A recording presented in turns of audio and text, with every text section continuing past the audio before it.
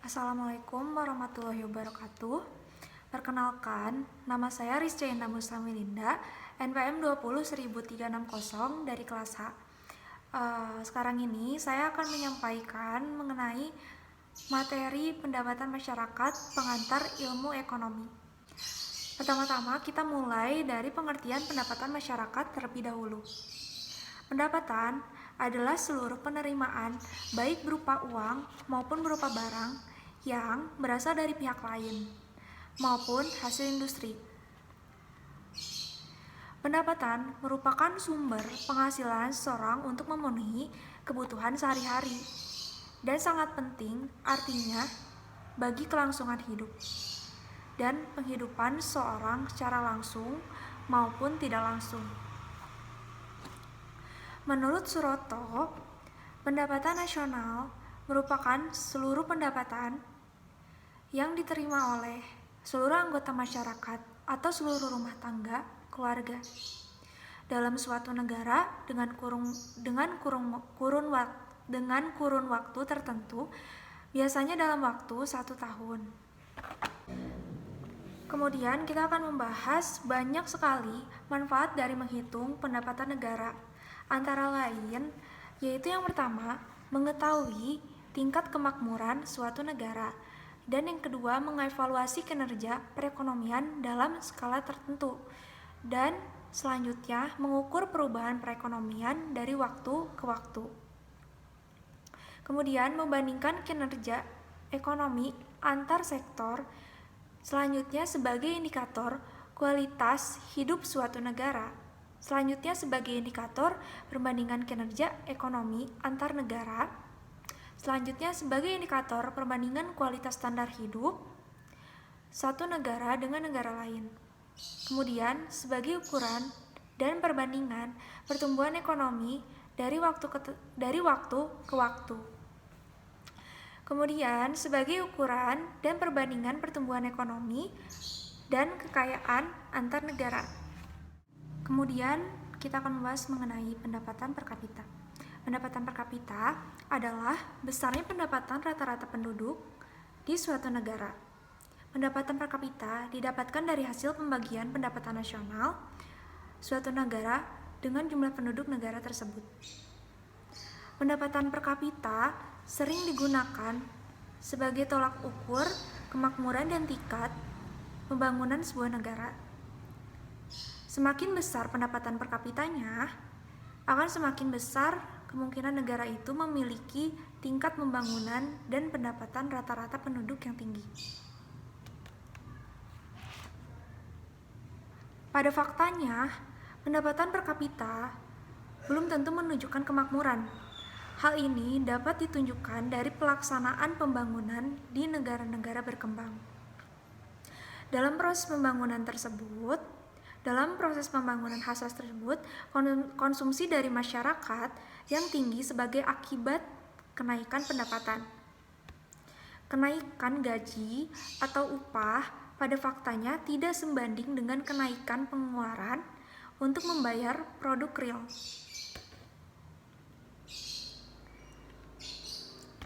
Dalam hal menghitung pendapatan nasional, dapat dilakukan menjadi 3 pendekatan yang saling terkait satu sama lain.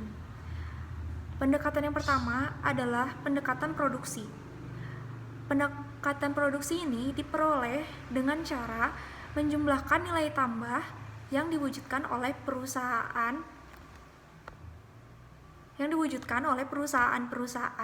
di berbagai lapangan usaha perekonomian. Dan yang kedua adalah pendekatan pendapatan atau income product. Pendapatan ini dilakukan dengan cara atau diperoleh dengan cara menjumlahkan pendapatan dari berbagai faktor produksi yang memberi sumbangan terhadap proses produksi.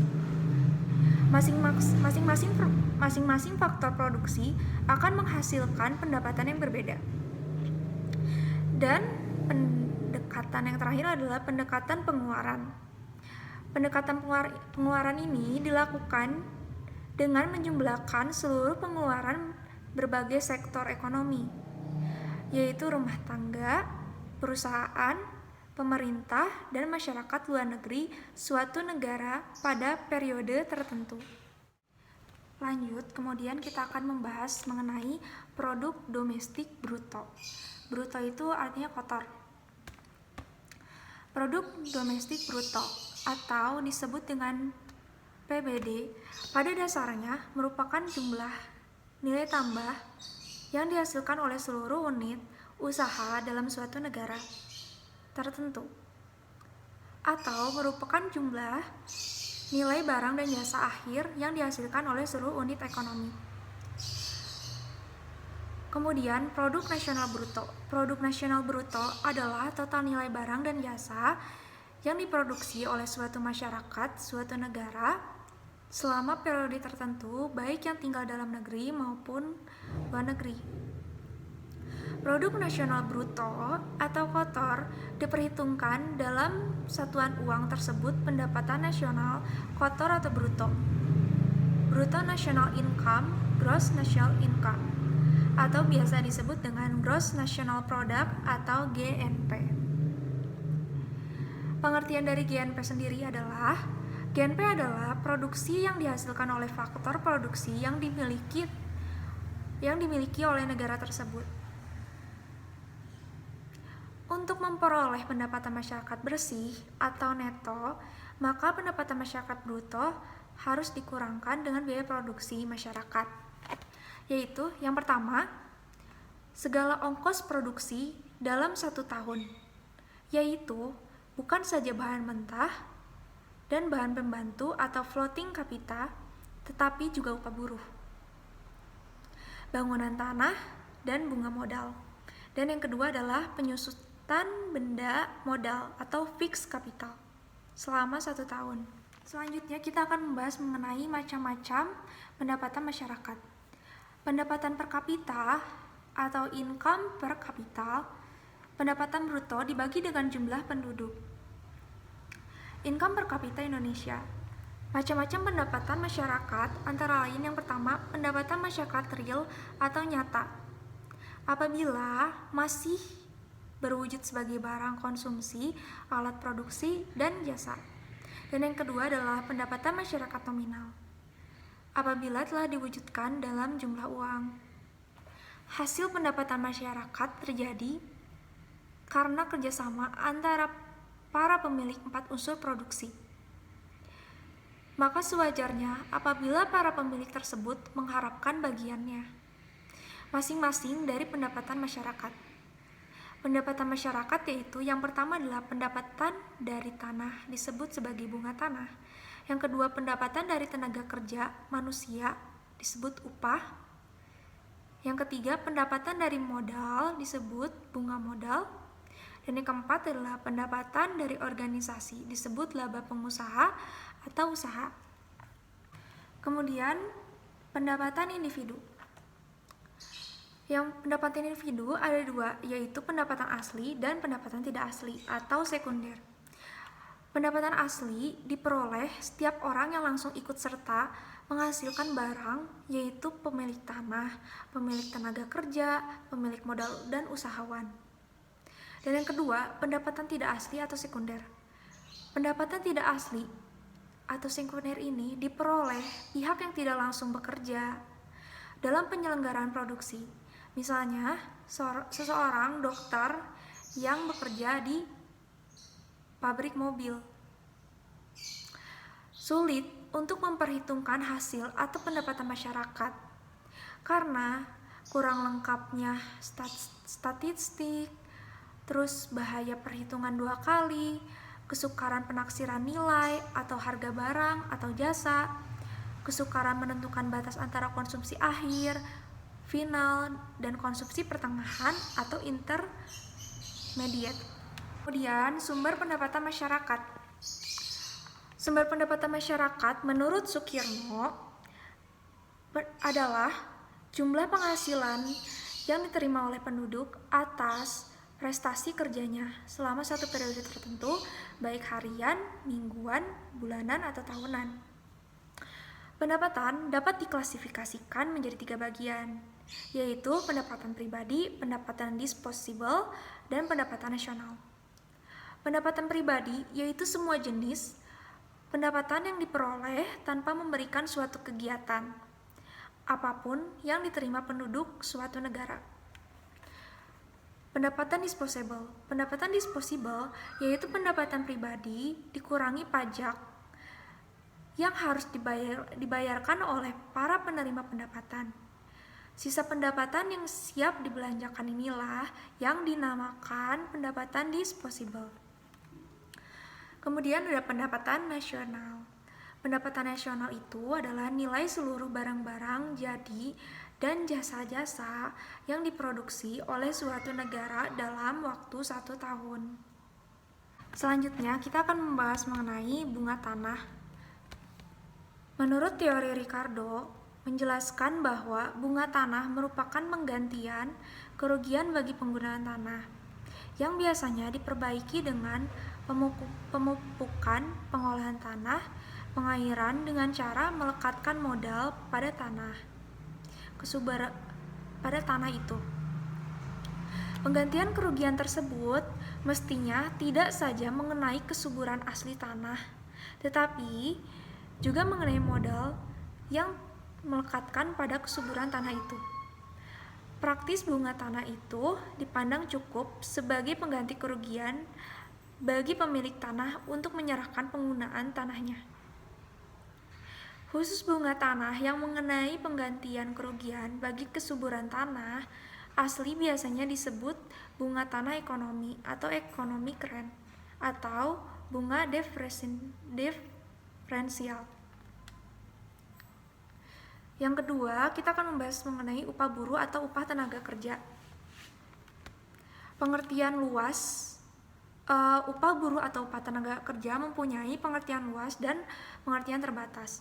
Pengertian luas dari upah buruh yaitu upah yang diterima sebagai balas jasa semua macam pekerjaan yang tertuju pada usaha produksi, baik berupa pekerjaan yang menggunakan tenaga fisik ataupun tenaga rohani atau pemikiran atau otak.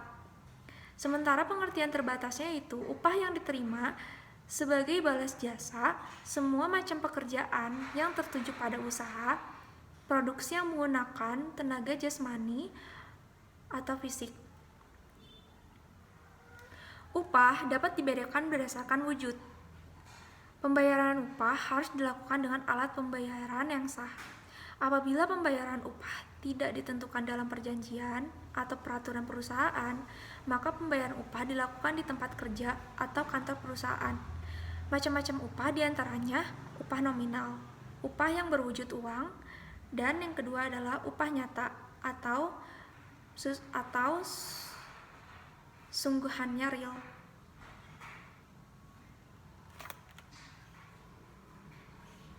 Kemudian ada sistem upah. Upah berdasarkan jumlah waktu kerja dapat berdasarkan jumlah jam, hari, pekan, atau bulan kerja. Dan yang kedua, itu upah berdasarkan jumlah kesatuan barang yang dihasilkan. Misalnya per potong, per kilo, per liter, per lembar. Dan yang ketiga, upah borongan, yakni upah yang diperhitungkan sampai selesainya suatu tugas. Kemudian ada sliding scale, yakni upah yang dapat naik turun sesuai dengan naik turunnya harga atau harga barang atau jasa yang dihasilkan perusahaan. Kemudian ada upah indeks perongkosan hidup, yaitu upah yang dapat naik turun sesuai dengan naik turunnya harga barang atau jasa yang diperlukan untuk pencukupan kehidupan buruh dan keluarganya. Kemudian ada upah partisipasi atau profit sharing, yaitu upah yang dapat naik turun sesuai dengan naik turunnya laba yang diperoleh perusahaan. Dan yang ketiga adalah sistem premi, yaitu makin baik kualitas, makin naik upah. Jadi kalau misalkan kita kerjanya makin baik, maka upah itu akan otomatis naik. Menerima upah minimum apabila prestasi kerja lebih atau buruh dapat menyelesaikan pekerjaannya dalam waktu yang telah ditentukan atau dalam waktu yang belum ditentukan, atau buruh tersebut sudah selesai pekerjaannya kurang dari waktu yang telah ditentukan. Kemudian ada sistem upah yang tidak diperbolehkan di Indonesia. Yang pertama ada sistem TROC asal dari Prancis. Sistem ini mengemukakan pembayaran upah yang sepenuhnya atau sebagian dari bentuk-bentuk barang yang dihasilkan perusahaan itu sendiri. Menurut ketentuan yang ada di Indonesia, upah harus berwujud uang dan boleh ditambah dengan barang jasa tertentu, misalkan beras atau pakaian. Dan yang kedua adalah pembelian paksaan. Buruh tidak boleh dipaksa membeli kembali barang di tokonya majikan dengan upah yang diterima. Kemudian kita akan membahas mengenai CO partnership atau Management-Check. Upah co-partnership adalah sistem pengupahan dengan gaji pokok dan pemberian bonus bukan dalam bentuk uang, namun kepemilikan usaha atau kepemilikan andil pada perusahaan. Ada kalanya pengusaha tidak membayarkan semua atau sebagian upah tambahan, maka jumlah yang tidak dibayarkan tersebut dikumpulkan sampai dapat digunakan untuk dibelikan saham atau nama buruh yang mempunyai simpanan itu. Sehingga bagi buruh terbuka kemungkinan untuk menjadi peserta upaya buruh merasa mempunyai kepentingan ke arah rentabilitas perusahaan. Kemudian teori upah buruh. Yang pertama, aliran fisiokrasi. Aliran ini mengemukakan tinggi upah dibatasi oleh kebutuhan hidup buruh karena adanya pengaruh saingan. Pendapat ini menjadi dasar penyusunan pendapatan aliran klasik. Yang kedua, teori upah klasik. Teori ini mengemukakan harga asli atau natural price merupakan pokok dasar bagi harga pasar bagi barang atau jasa. Artinya, harga pasar berkisar harga asli. Harga pasar ditentukan oleh hukum kebutuhan dan persediaan. Harga asli bagi tenaga kerja adalah sama dengan biaya produksi atau biaya untuk mendekati kecukupan hidup bagi buruh dan keluarganya secara minimal. Kemudian, teori paralel Ricardo. Teori paralel Ricardo ini mengemukakan tinggi rendah upah buruh adalah sejajar atau paralel dengan tinggi rendahnya bunga tanah standar hidup bagi buruh, terutama ditentukan oleh hasil bumi. Teori upah besi dari Ferdinand Lassalle. Teori ini menyerang tajam kaum kapitalis yang memeras hukum upah besi. Kemudian, menganjurkan pendirian koperasi produksi untuk membebaskan diri dari hukum upah besi itu. Ada upah asli dan upah pasar. Yang ketiga ada teori nilai lebih atau pemasaran dari Karl Marx. Karl Marx ini mengemukakan kaum kapitalis sebagai pengusaha membeli tenaga kerja dari kaum buruh dengan cara menukarkannya yang ditetapkan berdasarkan biaya hidup bagi buruh dan keluarganya. Dan yang keempat ada teori upah dari Stuart M. Coolidge. Teori ini mengemukakan rakyat selalu ada dana yang digunakan untuk membayar upah. Tingginya upah tergantung pada besarnya dana dan jumlah memperoleh tambahan upah. Akibatnya adalah penurunan upah bagi kelompok yang lainnya. Kemudian, yang kelima ada teori dan kekayaan rakyat dari Van Boom, Bauer, dan Wicksell. Teori ini merupakan perbaikan dari teori dan upah.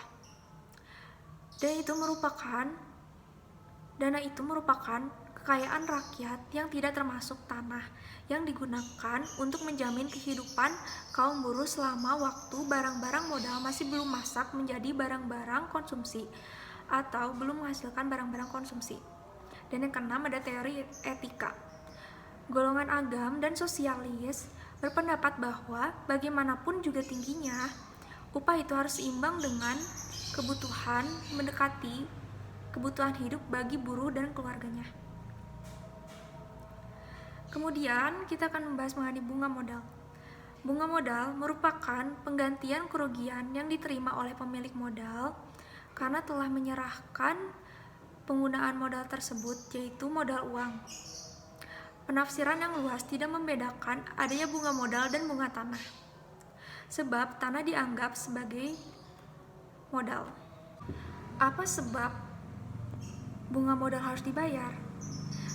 Teori yang mendasarinya adalah yang pertama, teori penyerahan hak.